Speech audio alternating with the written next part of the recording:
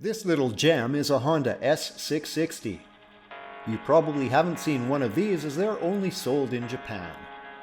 They belong to what the Japanese call the K-car group, which essentially means city microcars. They have diminutive dimensions, and the engine capacity is capped to 660 cc's, hence the name Honda S660. Even with the turbocharger, this car produces a not so impressive 63 horses. But since it is super light and has a mid-engine layout, many have said this is a very fun and involving car to drive and dubbed this the Mini NSX. The S660 is selling very well in Japan, and well, Honda being Honda, they have actually made a funky retro version. And here it is, the S660 Neo Classic. The chassis and drivetrain are exactly the same, to which Honda just added this body kit. So if you live in Japan, you can buy a regular S660 and take it to one of the specially designated Honda dealers to retrofit this kit for you at a cost. We found and imported this one from Japan, and it's in great condition, as it's only traveled 12,000 kilometers.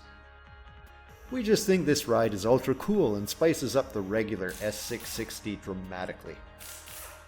We will, of course, do a refresh job before the next lucky owner takes delivery of this little gem. Wheels off and a foamy car wash to kick off our project.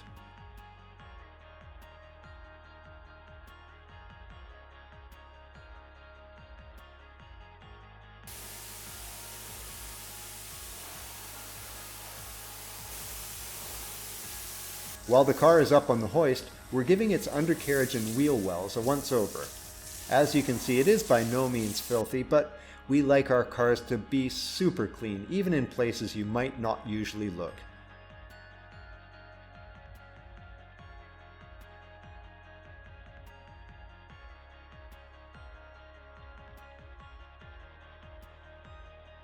A quick rinse reveals the immaculate underside, like a new car that just rolled off the production line.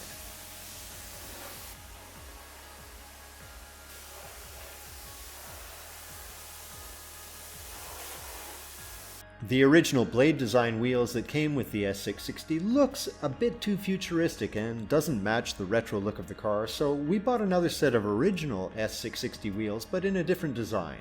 One which we think would complement the new retro body kit much better than the originals. A fresh set of tires were fitted, then we apply a few layers of glass coating to give the new wheels an enhanced barrier of protection. New Honda wheel nuts to go along with the new wheels? Of course! And on they go. What do you think, folks? Do you like these wheels better than the originals? Let us know in the comments. One item we spotted really unsettles us. For some reason, Honda chose to wrap the front windscreen frame with black vinyl film. And they used separate pieces, so we've got two nasty joints right at the top of the frame. Sorry, we just can't accept this eyesore, so we peel off the vinyl film and give the Windows frame a few layers of nice glossy black.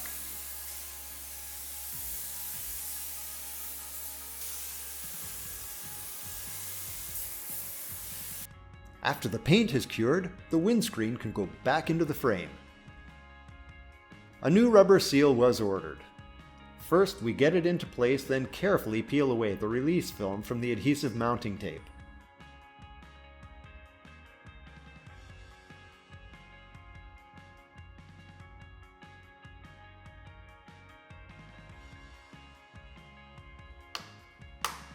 Other bits of trims can go back into the car. Next up, we begin to tackle the interior. The first task is to strip out all the parts so we can do a proper detailing job. It's fairly common for some convertible cars to have a lot of debris trapped underneath those low-mounted seats, as the owners usually can't reach to clean those places. A quick vacuum gets the job done, and we continue to strip away the interior.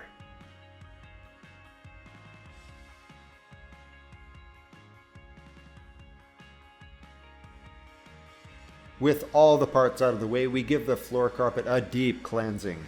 First a bit of carpet cleaner, then we use an extraction machine to finish the job. The rest of the interior is already very clean, so all we need to do is to use some steam to give all the areas a once over. We bought a lot of new interior trims for this car. You might wonder why, as it's a very low mileage car, right? As you can see here, all these trims have a lot of surface scratches, and as OCD as we are, we just can't let that fly. I don't know what shoes the previous owner was wearing, because they certainly did a lot of damage. Not to worry, we will replace them piece by piece.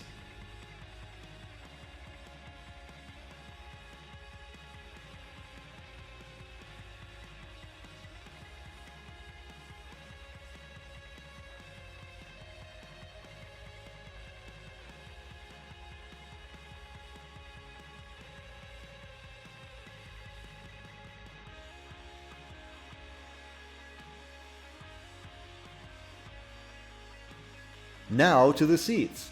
I think what you're expecting is a quick cleaning job, right? Well, unfortunately, the driver's side bolster and seat bottom area have a lot of scuffing. Lucky for us, Honda sell the seat covers as separate parts instead of needing to replace the entire seat. We peel away the old covers and carefully put new ones on.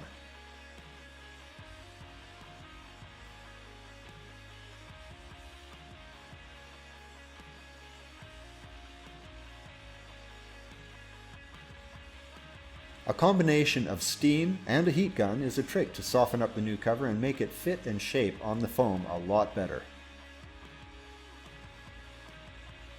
We've also cleaned the passenger seat, and here we have it, a set of brand new looking seats without any nasty scuffing, ready to put them back into the car.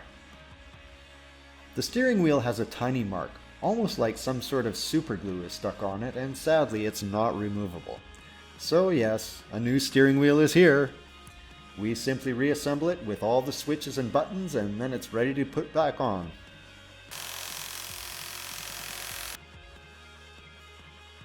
While we are at it, we also bought a new shift knob. You can see here the existing floor mats have red piping, but Honda has another option set which has silver piping, and we think that suits our white car much better. On they go, and that concludes our interior refurbishment. The exterior gets our complete attention now. We're giving the paint a thorough polishing to make sure each and every panel is completely free of any swirl marks.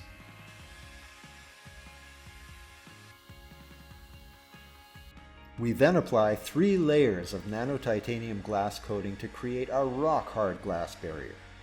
Not only is the paint protected, the coating also adds a deep, glossy, candy-like glow. IR heat lamp helps the glass coating to cure faster. And yes, here we have it, the finished product. Our S660 Neo Classic refresh has been completed.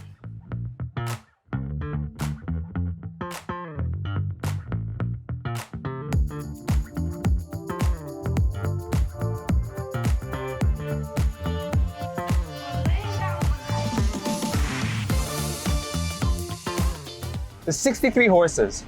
63 horses? Yeah, 63.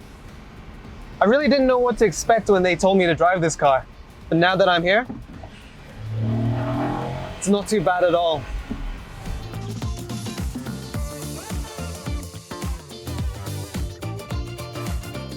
So the car's got a tiny turbo. So the torque kicks in really early at around 2000 RPM. So you never really feel like it's struggling to gain momentum. It's by no means fast, but you really feel the urge and eagerness of the 660cc 3-pod engine.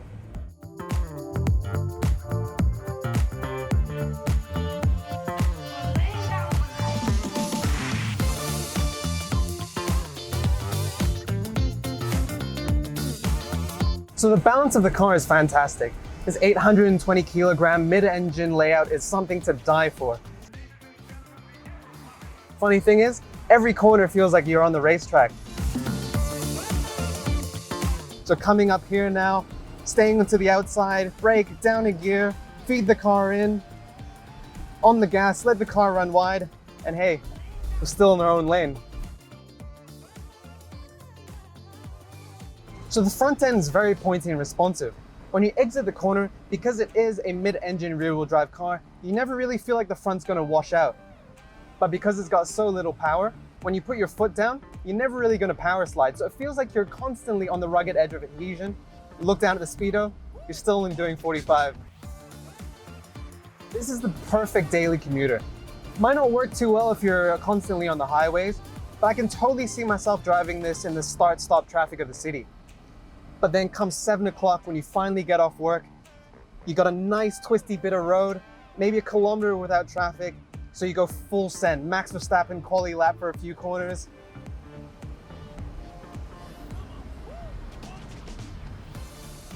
And then you're stuck behind a bus again. But hey, you still got the biggest smile on your face when you get home.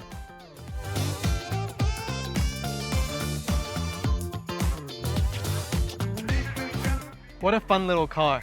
Hats off to Honda for turning what's meant to be a boring Japanese city K car into something that driving enthusiasts would really love to jump into. Hope you enjoyed our Neo Classic project, and I'll see you again soon.